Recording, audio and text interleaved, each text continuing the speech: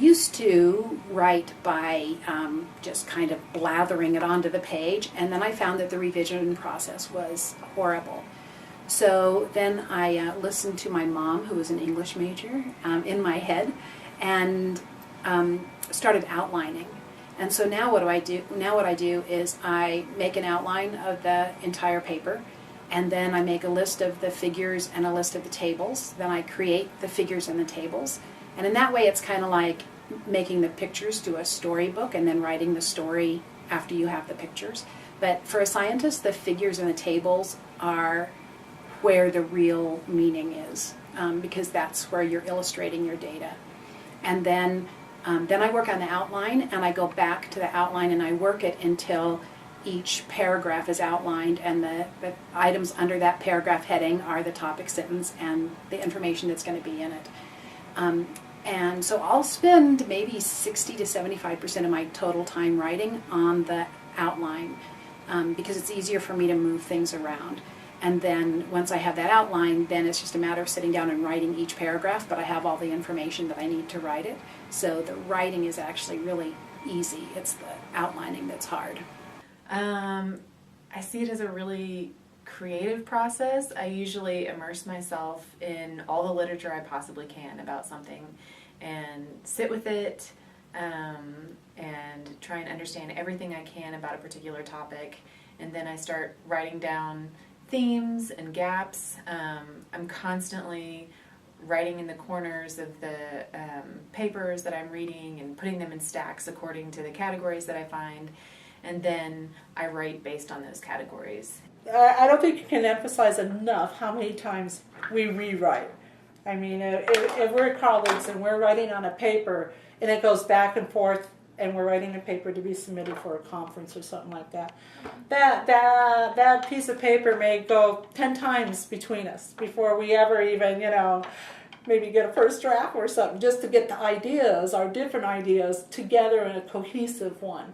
Yeah, actually it takes me a long time to do any writing, English being my second language. I think, I write it, and then because I still think in my native language.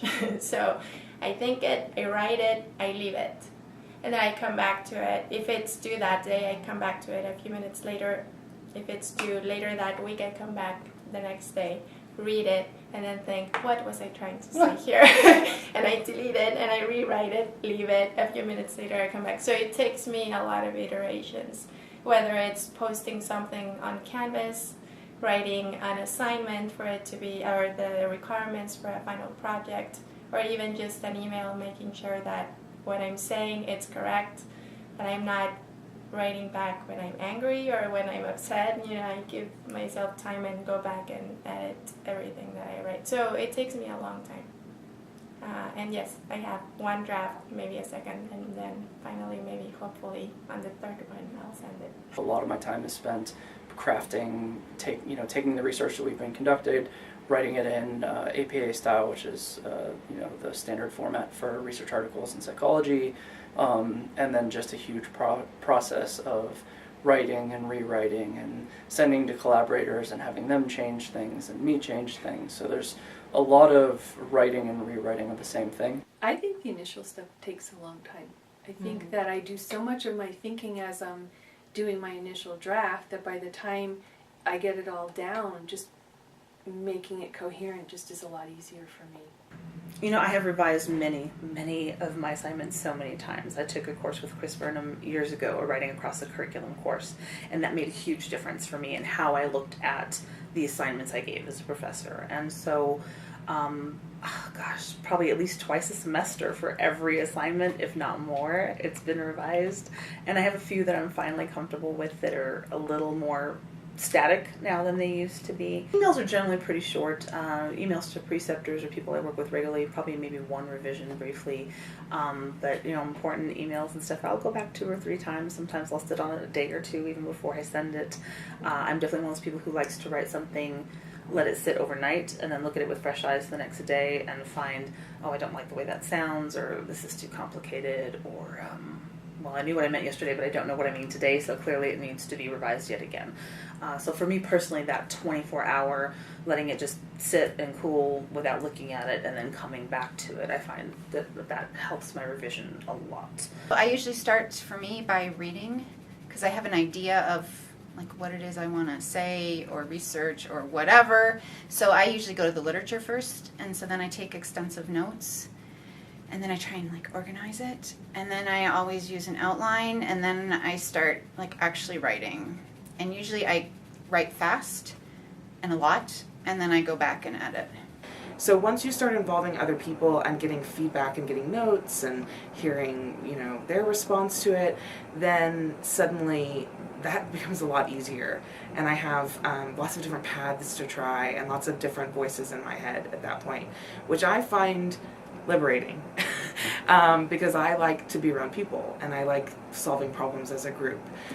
So for me, the drafting part is much lonelier and it shouldn't take any more time, but I procrastinate with that part of it, but once the thing is alive, like once it has some kind of spark and I'm going to reshape it and reform it and revise it to what it's supposed to be, that's very fun and very energizing. If it's an article, I have a co-author, so obviously we go back and forth a lot. I'm an author on a textbook, so there's 3 authors on the team. So we all give feedback, we have an editor, and it goes out for peer review. So often, like a journal article, even if after I've gotten feedback from a co-author or other people, goes out for review, and then the reviewers give us more feedback to respond to. I edit everything that I write, even if it's just an email. And so it has to be grammatically correct.